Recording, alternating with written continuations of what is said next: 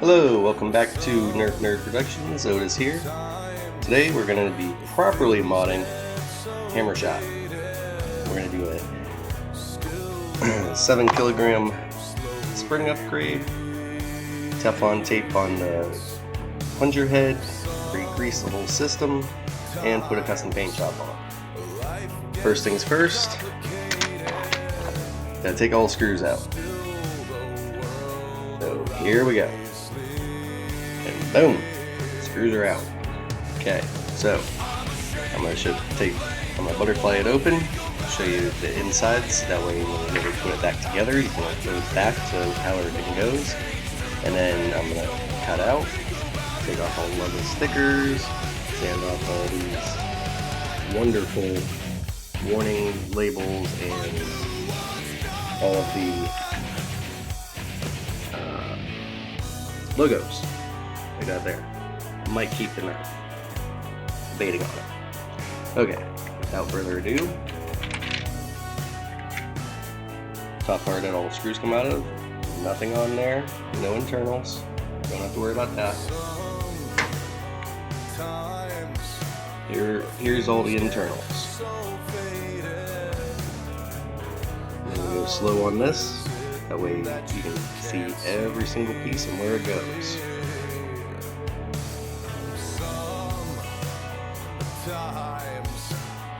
Life seems overrated, makes my heart slowly bleed. Okay. So we're going to have to take this piece off here. It's got 3 screws. Take that off. Pull the whole plunger tube out. Place the spring. Pull the plunger out. Put the Teflon tape on the plunger head, put the O-ring back on, re-grease it, and we'll work on paint job. Okay, so got the base coat on. I always do black for my base coat on everything. It just gives a nice clean slate. And if any bleed through comes, it just looks like shadowing and a little weathering. Next up, I'm going to hit the main parts with this wonderful copper bronzish color. See you in the next part.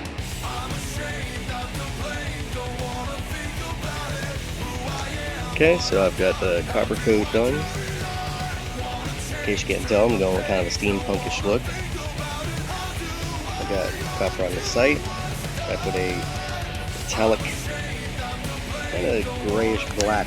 It's kind of like a gunmetal. Pretty cool. On the sling point handle. Next is to let all that dry up. Mask off the different parts like rail and all the copper. Do some silver, maybe that gray gunmetal.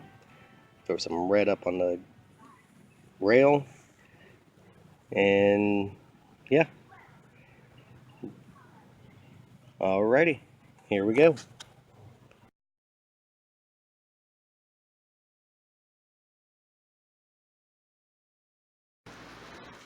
Okay, so paint job is completed. Now it's time to reassemble.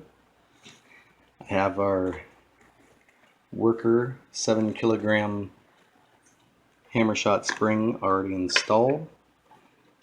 Installing that, you want to make sure that the flared piece or the wider part on the bottom is actually on the bottom. Make sure it seats into these little spots here, with the smaller going up top.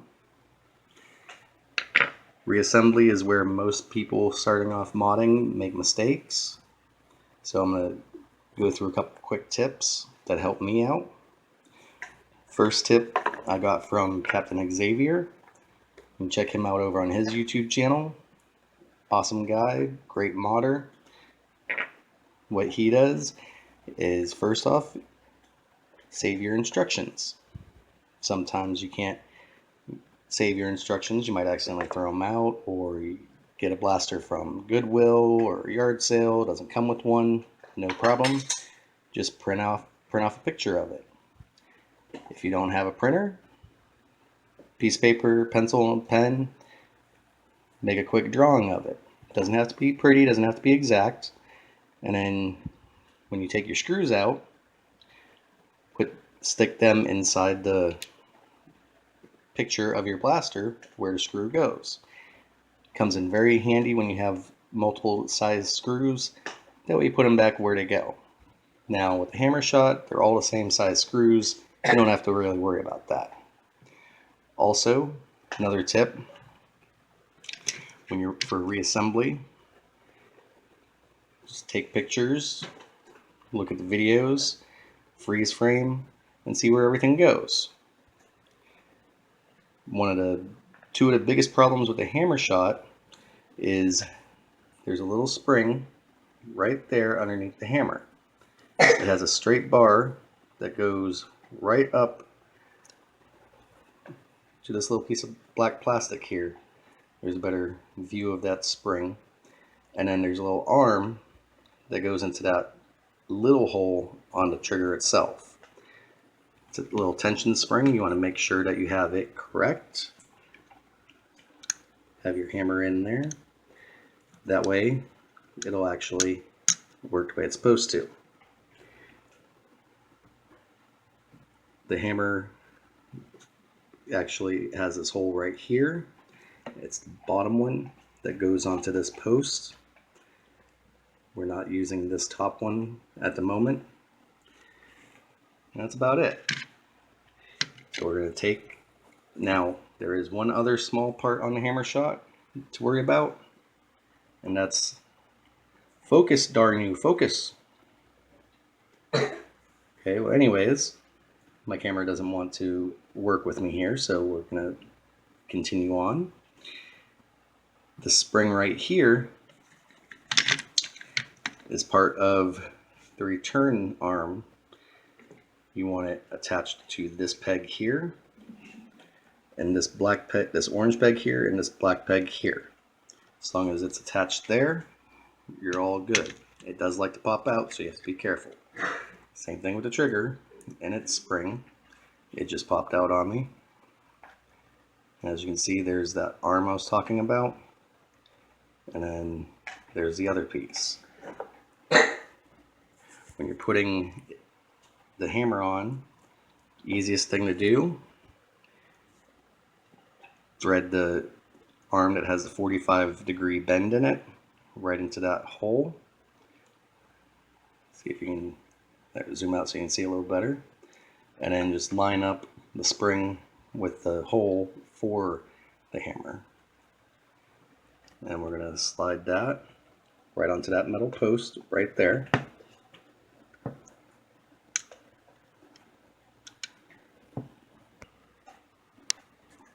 Okay, now we have it back on. Everything is the way it's supposed to be. Nice and tightened down. I have the plunger head wrapped with Teflon tape and an O-ring back on to give a better seal, and lubricated the whole plunger system. That way it'll move nice and freely. So now we're going to go ahead and slide it in. And yes, I could have knocked out the dart peg and air restrictor, but when you do that, you come across the problem of dry firing. If you dry fire your blaster and you have no air restrictors in, then you're going to damage the blaster a lot more than if you have it. So the Hammershot, a couple others, I prefer to leave it in. The small performance gain that you'd get out of it doesn't weigh out the damage that will be done. So I'm going to slide this housing bracket here right over that peg. Slide back here. Make sure that everything is seated properly where it's supposed to go. Housing right here over that bracket. Slide down the hammer. Slide down the trigger. Make sure everything is correct. A couple more housings and brackets. A couple more up here. Everything's nice and snug. we're going to take this piece here. It's part of the rotation mechanism for the drum. And that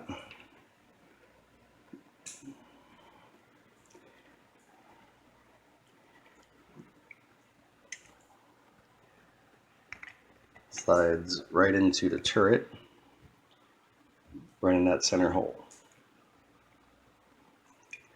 And this piece here, it's flat on one side, rounded on the bottom. It goes into this arm right in that slot. You want the rounded part on the bottom.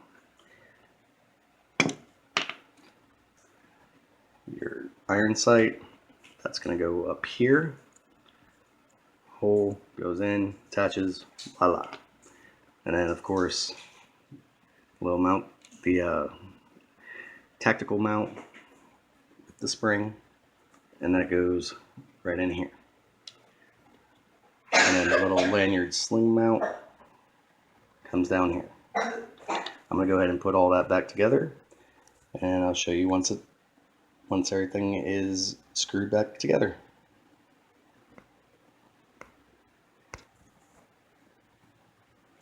Something else of critical note, when you're putting this piece back in, what works best is to put one screw slightly in, just setting in it, slide it into its correct position, and then slowly tighten that screw down. Put your screw in back here, tighten it down a little, just a little snug, and finally put your third screw in there, snug it down a little bit, and then go back through and tighten them all up correctly. Same principle as when you're changing lug nuts on a tire. That way you don't over tighten one and put too much stress on another spot.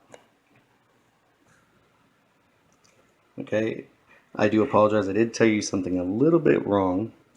The little piece, orange plastic piece on the front of this turret, you want the rounded part on the top, the flat on the bottom. That way it slides in with this contour here. Otherwise it will not go in correctly. Sorry about that. We're all human, we all make mistakes. Okay, so Hammershot put back together, painted, all nice and done. 7 kilogram worker spring on the internals. Before we were getting, I believe, 45 feet. Now,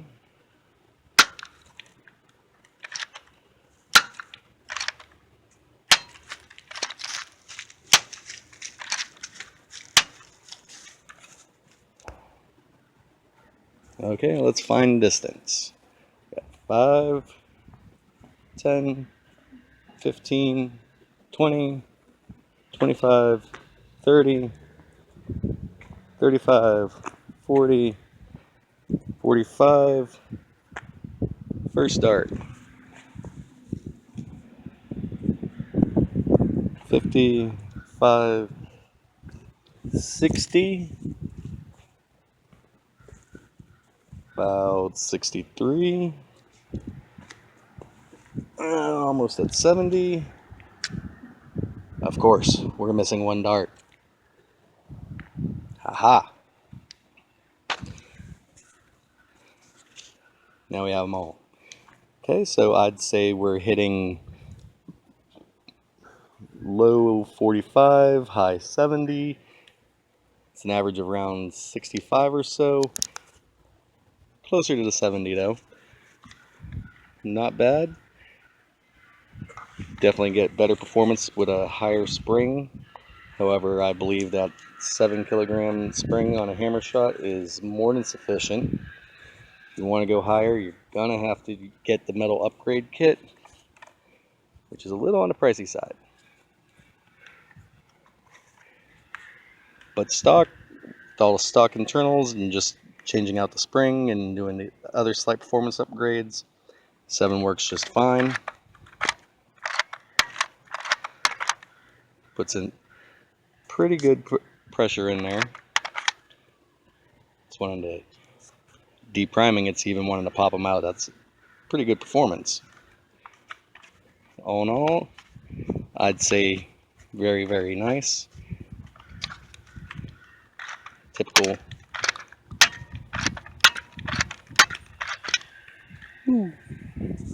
That one was operator error. Yep. Hammershot's one of the easiest gun blasters to modify. Super fun. Yeah. Talk to you next time.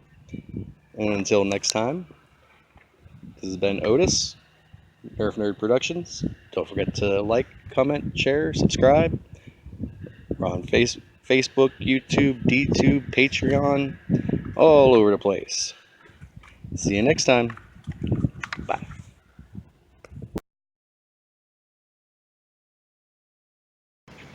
Alright, so we are doing range tests for the Hammershot. For quick measurements, each of these concrete blocks here is 5 feet. So let's see what Hammershot does stock.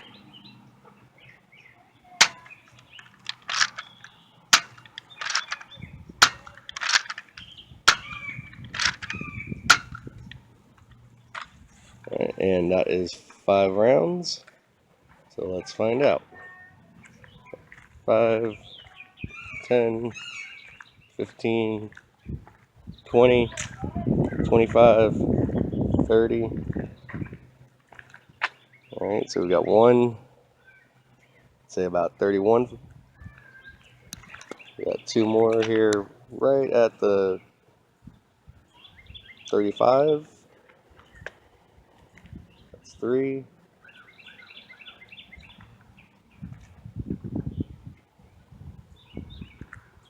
Did we lose a couple darts? Oh, okay, we got one laying out here at 40. So that makes 4. We got one missing.